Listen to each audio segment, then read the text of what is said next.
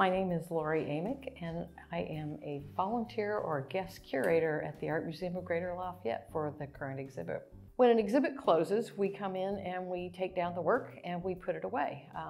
This exhibit and the exhibit that always takes place in this room are parts of our permanent collection. So the work that comes down goes back into permanent storage. Each piece has a designated spot where it goes, and so there's a lot of moving things around to make sure everything is in the right place. So then after the room is all set and cleaned up, then we start hauling the new work out. So it's kind of the reverse. We're going to be bringing work out of the permanent collection. So there's a big long list of pieces, then specific places where we'll find them. And so we get those and bring them out and spot them around the room. There's a plan on where they're going to go, but sometimes best laid plans get changed. Once the pieces have been spotted around the room, then we begin hanging them. Every piece is hung with the center of the piece at eye level. So there's a bunch of math involved in making sure we get them at the right location as we go around the room and hang all the work.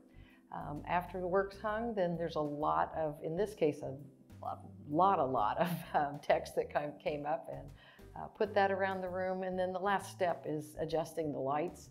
And it's one of those things that doesn't seem like it would be a big deal, but it takes two people, and I think we worked for about maybe 4 hours in here getting the lights right. This specific exhibition is entitled In the World of Art by Lucille Morehouse. That was her tagline in the Indianapolis Star. Lucille was born here in Lafayette in 1871.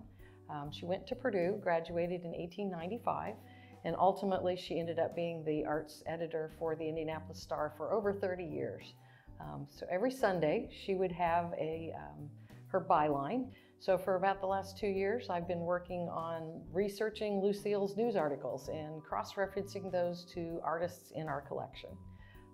So I discovered that there are about 110 artists that Lucille mentioned in her column over those 30 years.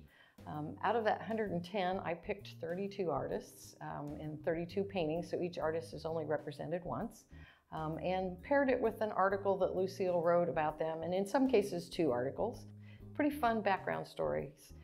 There's a lot of reading here if you're interested in art history or the history of Indiana, but it's also some fun stuff. She was quite the character.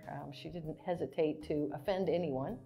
And so there's a couple articles in here that are kind of entertaining when she tells the artist that he didn't do it the way she thought they should do. So the exhibition is currently open, and it will be here until May 21st of 2023. So there's lots of opportunities to come more than once and read all about it. The museum is open 7 days a week from 11 to 4. It's free, so anytime you want to come, and you can come back often. Check us out on Facebook or on Instagram. There's lots of information there and on our website.